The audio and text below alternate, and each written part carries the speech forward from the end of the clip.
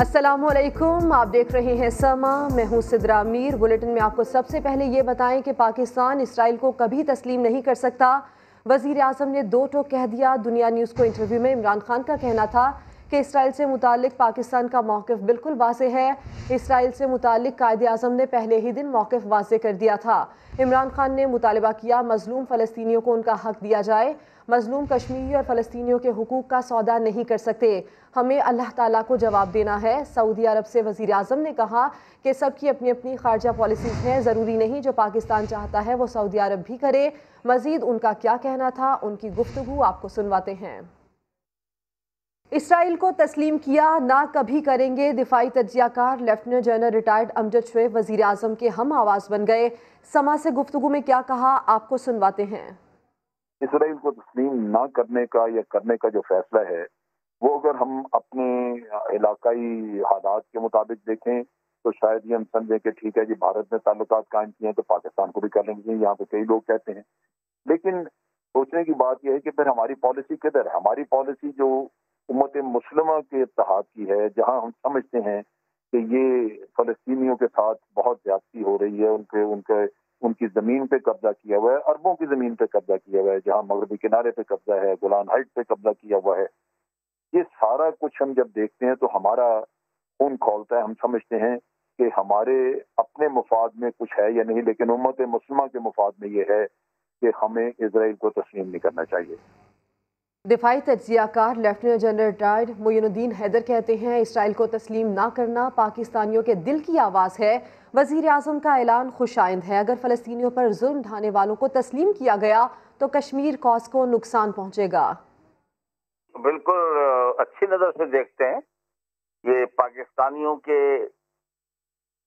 बेशतर लोगों के दिल की आवाज़ है, सिवाय चंद लोगों के जो कि ज़्यादा कोई अपने आप को वो सेकुलर समझते हैं या क्या समझते हैं या वेस्टर्नाइज समझते हैं, लेकिन बेशतर पाकिस्तानियों की ये दिल की आवाज़ है कि इजराइल को हमको तस्लीम नहीं करना चाहिए, क्योंकि अगर हम इजराइल को तस्लीम करते हैं कि उसने फ़लस्तीनियों की ज़मीन पे कब्जा किया हुआ है, उन पे जुल्म ढारा है और उसको तस्लीम कर लिया तो हमारा कश्मीर कॉज जो है उसका जो बेसिस है, बुनियाद है, वो ढह जाएगी।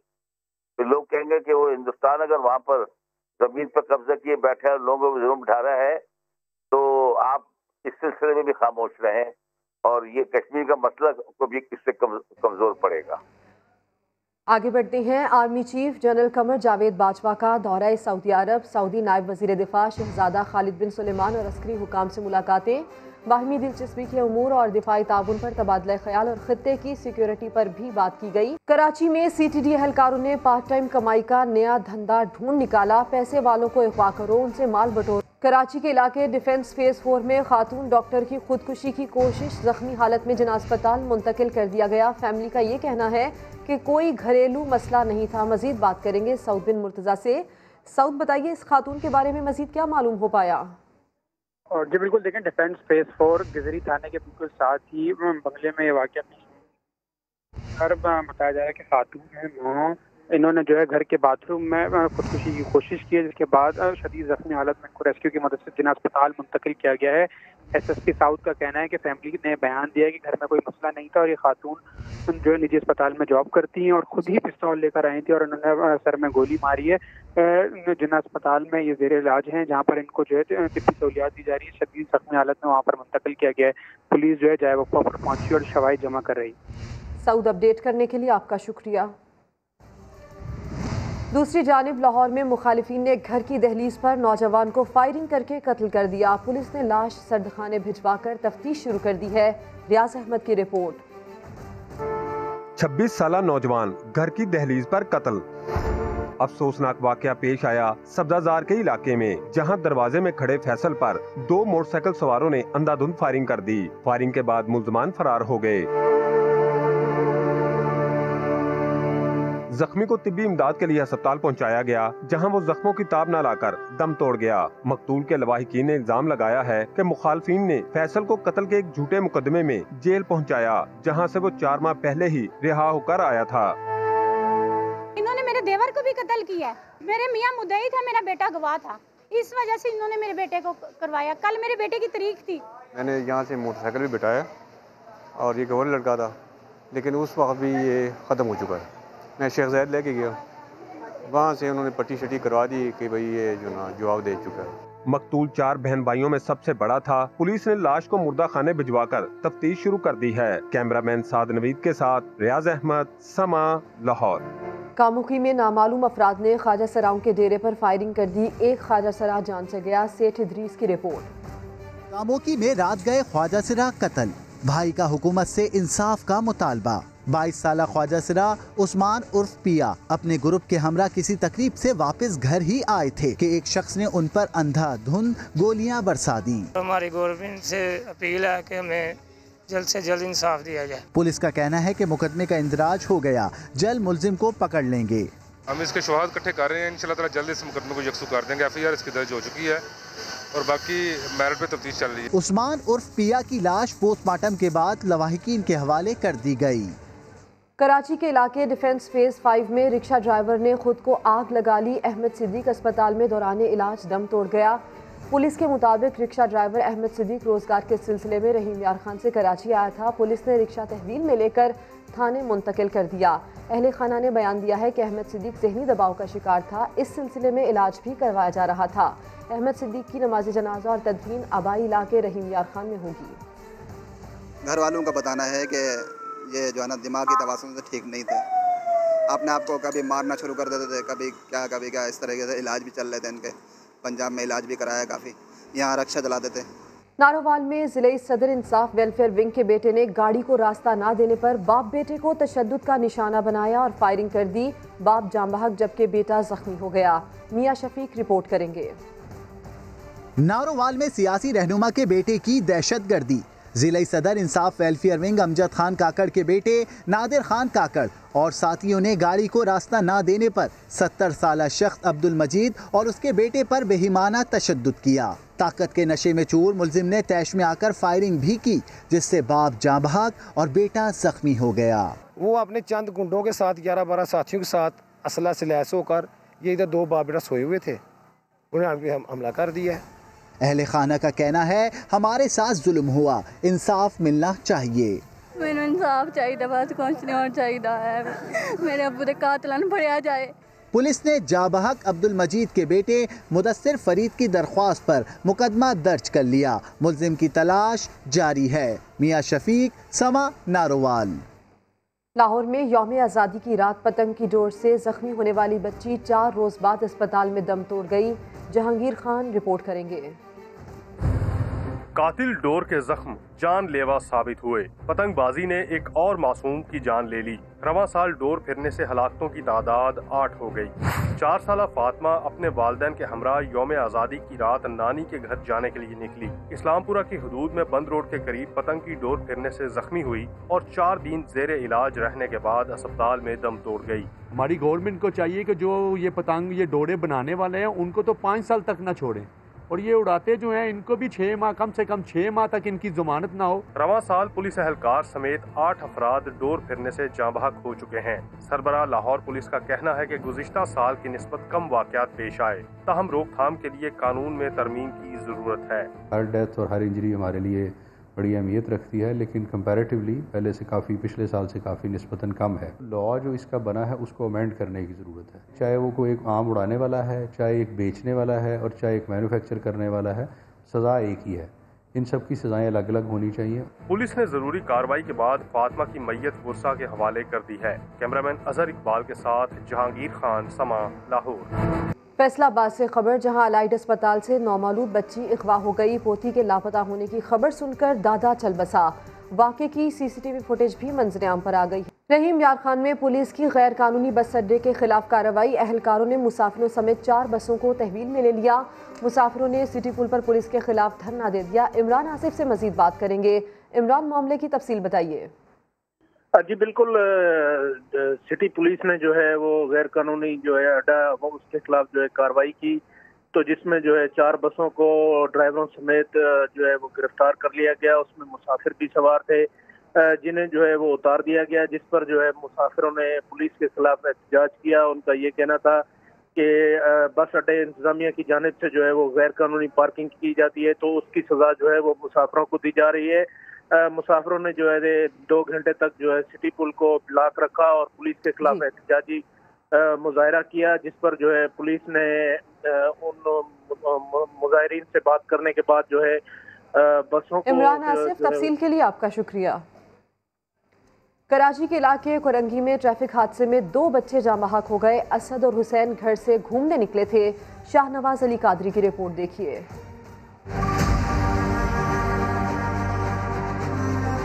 मुबैना गफलत या तेज रफ्तारी। कोरंगी सिंगर चौरंगी के करीब ट्रैफिक हादसे में मोटरसाइकिल सवार 2 बच्चे जाँ बहक हो गए। बच्चों की शनाख्त 16 साला हुसैन और 15 साला असद के नाम से हुई। असद के वालिद का कहना है कि किसी गाड़ी ने मोटरसाइकिल को टक्कर मारी, जिसके बाद बच्चों पर दूसरी गाड़ी चढ़ दौड़ी। ड्राइवर इतना बेहिस था कि रुका तक नहीं। मुझे अफसोस है उस बंदे खुदा के ऊपर कि उस पर रहम नहीं आया इन दोनों मासूम बच्चों के ऊपर।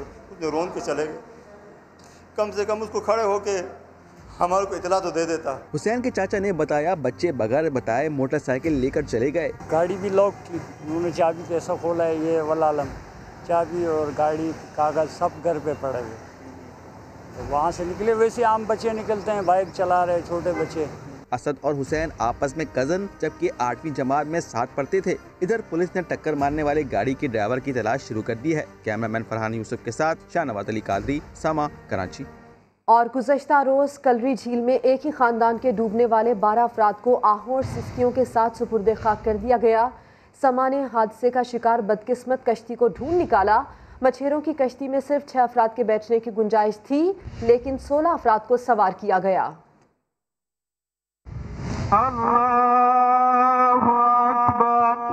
सानेह कलरी झील डूबकर जाँ बहक होने वाले 12 अफराद की नमाज जनाजा महमूदाबाद फुटबॉल ग्राउंड में अदा की गई और तदफीन मुकामी कब्रिस्तान में की गई। अफसोसनाक वाक़े पर हर फर्द गमज़दा और सोगवार था। बदकिस्मत खानदान के 22 अफराद पिकनिक मनाने के लिए गुज़िश्ता रोज कलरी झील गए थे, लेकिन वापस जिंदा सिर्फ 10 अफराद आए। जरा सी गफलत ने बड़े सानेह को जन्म दिया। 12 अफराद सिर्फ 500 रुपए किराया देकर मछली का शिकार करने वाली कश्ती में सवार हुए। गुंजाइश से ज्यादा अफराद और हवा के ज्यादा दबाव के बायस कश्ती उलट गई। डूबने वाले खानदान के 2 अफराद को जिंदा बचा लिया गया। लॉन्च जो है ना वहाँ की मकामी नहीं थी, जो उधर चलती है ना लॉन्चें, उसमें बैठने की जगह होती है, और वो लॉन्च बता रहे हैं कि ऐसी थी कि रस्सियों से बांधी हुई थी। कलरी झील में ये कोई पहला हादसा नहीं था। मई 2019 में कश्ती से उतरते हुए 3 खवातीन डूबकर जाँ बहक हुई। जून 2003 में 2 खानदानों के 27 अफराद डूबकर जिंदगी की बाजी हार गए। पे दर पे हादसात ने महकमा आबपाशी, फिशरीज, टूरिज्म कॉर्पोरेशन और पुलिस की कारकर्दगी पर सवालिया निशानात उठा दिए हैं। कैमरा टीम और साथी रिपोर्टर शाहनवाज अली कादरी के साथ सलमान अहमद, समा, कराची। खबरों के सिलसिले को आगे बढ़ाते हैं। विफाक कराची के लिए जो कर सकता था वो अब करने जा रहा है। वजीर आजम इमरान खान ने 2 टोक अंदाज में बता दिया। कहते हैं शहर कायद के मसाइल देखकर तकलीफ होती है। शहर में मेट्रोपॉलिटन सिस्टम होना चाहिए। विफाकी हुकूमत मुदाखलत करे तो सूबाई हुकूमत शोर मचाती है, लेकिन अब हालात बेहतर होंगे। उनकी गुफ्तगू आपको सुनवाते हैं। वजीर आला सिंध ने कराची में एडमिनिस्ट्रेटर के तकर्रुर के लिए सबसे नाम मांग लिए हैं। सिराज दुरानी कहते हैं जब तक सिंध का एक बच्चा भी जिंदा है, कराची को सिंध से कोई अलग नहीं कर सकता। अल्लाह मशवरा देना, तो आपके पास भी अगर 2-4 नाम है तो मुझे दे दे एडमिनिस्ट्रेटर के लिए, हम वो भी कंसिडर कर लेंगे हर एक के। वजीर आला सिंध सैयद मुराद अली शाह की सखर में मीडिया से गुफ्तगू। कहा कानून से बालातर कोई नहीं, एडमिनिस्ट्रेटर का तकर्रुर सिंध हुकूमत ही करेगी। पॉलिटिकल होंगे या जो ब्यूरोक्रेट्स लगे हुए हैं। कानून में गुंजाइश हर चीज की है कि कोई भी हो सकता है, उन्होंने हो सकता है। स्पीकर सिंध असेंबली आगा सिराज दुरानी ने कराची को सिंध से अलग करने वालों को चैलेंज दे दिया। मैं नहीं समझता हूँ कराची को कोई सिंध से अलग कर सकता है। जब तक सिंध का एक बच्चा जिंदा है, कराची अलग नहीं होगी। आगा सिराज दुरानी कहते हैं कोई इस तरह की बातें करके खुद को खुश करना चाहता है तो कर ले, लेकिन होगा वही जो सिंध के आवाम चाहेंगे। दूसरी जानिब एमक्यूएम पाकिस्तान के रहनुमा ख्वाजा इजहारुल हसन सिंध हुकूमत पर बरस पड़े। कहा कराची का मसला इस्लामाबाद हल कर सकता है, ना ही लाड़काना। मसाइल का हल कराची वालों को मालूम है। उन्होंने एनडीएमए को कराची भेजने पर विफाक का शुक्रिया अदा किया। के सरबराह आपसे वो नहीं उठ रहा। पानी पहुंचाने की जिम्मेदारी आईनी कानूनी तौर पर आपकी कराची से सकरा है। सेवरेज के मसाइल आपके वल्दियात के वजीर के बराह रास्त अंडर 70% कराची में गटर उबल। आप 4 तस्वीरें दिखाकर आप बता रहे थे कि हमने बड़े कारनामे किए। ये कमेटी वक्ती हल है, 2 महीने 3 महीने।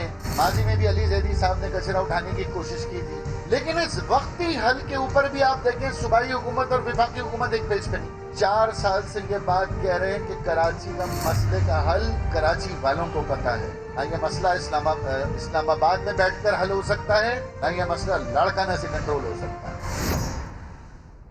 ऐसे में मेयर कराची वसीम अख्तर कहते हैं कि कराची पर साहिबान इक़्तिदार तवज्जो देते तो सब ठीक हो जाता।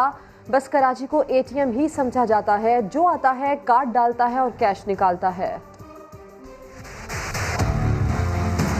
जब कैपिटल शिफ्ट किया यहाँ से, कराची को दारुल खिलाफा था मुल्क का, इसको शिफ्ट करके इस्लामाबाद ले गए और पीछे भूल गए इस शहर को। ये जो सोने का अंडा देने वाली मुर्गी है पाकिस्तान के लिए, उसको पीछे छोड़ दिया। जो पूरे मुल्क की ATM मशीन बनी हुई है आज,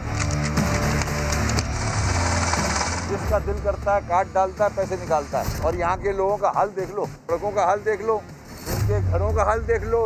इतने ज़्यादा महंगाई बढ़ गई है कि लोग जीना मुश्किल हो गया। और सबसे ज़्यादा टैक्स यही शहर दे रहा है, 300 अरब। मगर अफसोस के हम टुकड़ों टुकड़ों में छोटे छोटे काम करा करा के ये भी बेचारे खुश हो जाते हैं, हम भी खुश हो जाते हैं कि चलो लोगों का कुछ तो काम हुआ।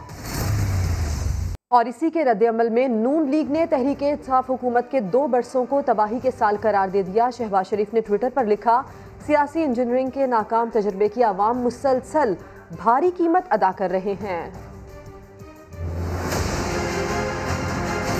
तहरीक-ए-इंसाफ हुकूमत के 2 साल, शहबाज शरीफ का सख्त रद्द-ए-अमल। ट्विटर पर बयान में कहा, खारजा पॉलिसी से मईशत तक हर शोबा तबाह हो गया। बदइंतजामी ने आवाम की परेशानियों में कई गुना इजाफा कर दिया। सियासी इंजीनियरिंग के इस नाकाम तजुर्बे की लोग भारी कीमत अदा कर रहे हैं। समा से गुफ्तगू में परवेज रशीद ने PTI को चैलेंज किया। मैं और उनका कोई भी वजीर, हम अभी इस्लामाबाद में मैं मौजूद हूँ, किसी मार्केट में चले जाते और वहाँ पे हम खड़े हो जाएंगे, पाकिस्तान के अवाम से राय ले लें, आप उस राय को अपने टेलीविजन पर चला दीजिए। लीगी रहनुमा मरियम औरंगजेब बोली, मौजूदा हुकूमत ने झूठ बोलने और अवाम ने झूठ सुनने का रिकॉर्ड कायम किया है। मुख्तसर तरीन वक्त में बदतरीन नाकामी का शिकार है। मुस्लिम लीग नून के रहनुमाओं का यही कहना है कि कोरोना से पहले 15 लाख लोग बेरोजगार हुए, 70 लाख अफराद खते गुर्बत से नीचे चले गए। पीपल्स पार्टी ने हुकूमत की 2 साला कारकर्दगी पर सवालात उठा दिए। बिलावल भुट्टो ने इल्ज़ाम लगाया कि तब्दीली सरकार में करप्शन बढ़ी, खारजा महाज पर नाकामियों का सामना करना पड़ा। नफीसा शाह ने वज़ीर आज़म को चैलेंज किया कि बताएं मुल्क का हर बच्चा अब कितना मकरूज़ है। पीपल्स पार्टी ने PTI की 2 साला हुकूमती कारकर्दगी को तबाहकारियों का रिपोर्ट कार्ड करार दे दिया। बिलावल जरदारी ने कहा है, कश्मीर से सऊदीया तक खारजा पॉलिसी नाकाम हो चुकी। ट्वीट में लिखा, 2 सालों में बेरोजगारी उरूज पर पहुंच गई, करप्शन पहले से ज्यादा हुई, जिसकी ट्रांसपेरेंसी इंटरनेशनल ने भी तस्दीक की। समा से गुफ्तगू में शेरी रहमान ने कहा, तहरीक-ए-इंसाफ हुकूमत ने तारीख से कुछ नहीं सीखा। इंटरनेशनल डोनर्स ने और जो लोगों ने जमा पूंजी कोविड में जमा करके दी थी, उसकी भी रिपोर्ट आ गई है, कितनी खुर्द हुई है और कहाँ गायब हुए वो पैसे। कोविड रिलीफ पर नहीं रखे हुए। इस्लामाबाद में मौला बख्श चांडियो और नफीसा शाह ने मुश्तरका प्रेस कॉन्फ्रेंस में मुल्क की तबाही का जिम्मेदार हुकूमत को ठहराया। 10 ट्रिलियन रुपए जो है वो उन्होंने कर्जे इस वक्त ले चुके हैं। नफीसा शाह का कहना था, पहले खान साहब गिनवाते थे कि हर बच्चा कितना मकरूज है, अब खान साहब को चैलेंज करती हूँ, गिनवा दें हर बच्चा कितना मकरूज है। 2 साला कारकर्दगी में इमरान खान की पूरी काबीना एक तरफ और जरताज गुल दूसरी तरफ हैं। हर थोड़े थोड़े अरसे में ऐसे बयानात दाग देती हैं कि सुनने वाले दंग रह जाते हैं।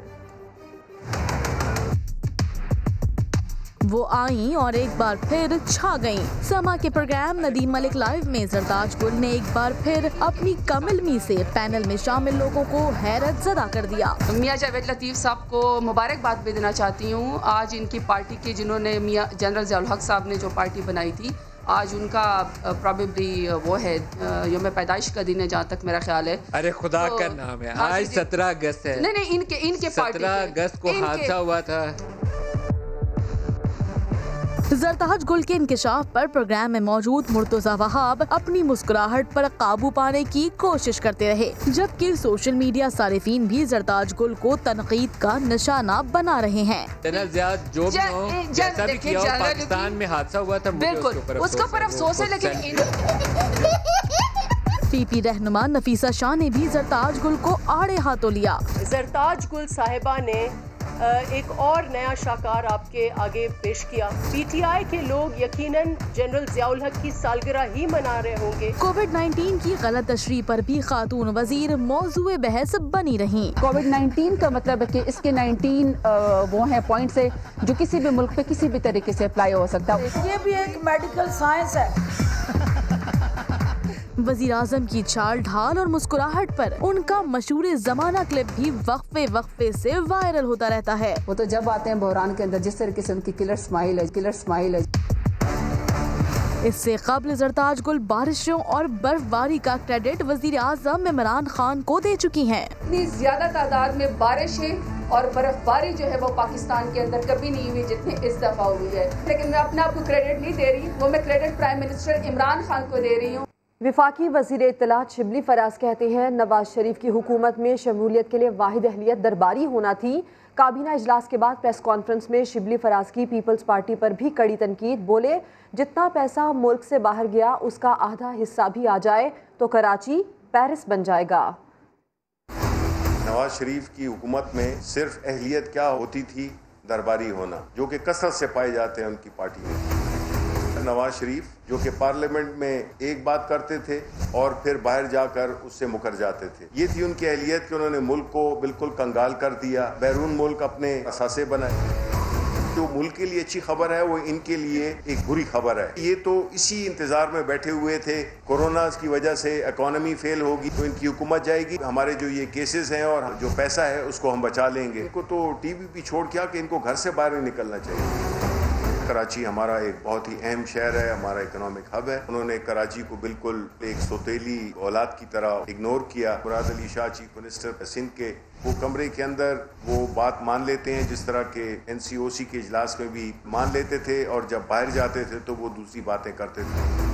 वो हर चीज़ पे सियासत खेलते हैं, इनसिक्योर फील करते हैं। उनको पता है कि अगर पाकिस्तान तहरीक इंसाफ आई, उन्होंने काम कर दिए तो ये सारा क्रेडिट उनको चला जाएगा। सिंध हुकूमत जो कि इतने अरसे से वहाँ पे है, उनकी फिर ये जुर्रत भी बनती है कि वो आके प्रेस कॉन्फ्रेंसेस करते हैं। उन्हें कहें कि वो जो पैसे इस मुल्क से ले गए थे उसके आधे पैसे भी आके कराची पे लगा दे तो कराची जो है पेरिस बन जाएगा। प्रोग्राम में फजलुर रहमान पर बात करना वक्त का ज़िया है। वफाकी वजीर फैसल वावडा की नदीम मलिक लाइव में गुफ्तगू। कहा, पाकिस्तान तरक्की की राह पर गामजन है। JUI 50 मार्च भी कर ले, हुकूमत का कुछ नहीं बिगड़ेगा। अब आप क्या 5 साल पूरे कर लेंगे या मौलाना से किसी ने कोई और मार्च का वादा किया हुआ है? देखिए नदीम भाई, बाकी तो अल्लाह ताला को पता है, लेकिन जो सिचुएशन है ऑन ग्राउंड है, जो टेक ऑफ पोजीशन पे पाकिस्तान है और जो तरक्की की तरफ हम देख रहे हैं और जो कॉन्फिडेंस हमारा है, उस हिसाब से तो अल्लाह के हुक्म से इंशाअल्लाह परवरदिगार के करम से हम 5 साल पूरे करेंगे। मौलाना से वादा किसने किया था? ठीक है, देखिए मौलाना इज़ इररिलेवेंट। उनको आप अपने शो के अंदर बात भी करेंगे तो मैं कहूँगा सर आप टाइम ज़ाया करें अपना भी और मेरा भी। इररिलेवेंट लोगों की कोई बात नहीं। मार्च का वादा ना हो गया हो सर, ऐसी 50 मार्च कर लें सर, हमारे लिए अल्लाह की मेहरबानी। हम जैसे ऐश झाड़ते हैं या मिट्टी झाड़ते हैं, वो हमारे लिए वो सिचुएशन भी नहीं है। मौलाना की रेलेवेंस हमारे लिए ये भी नहीं है।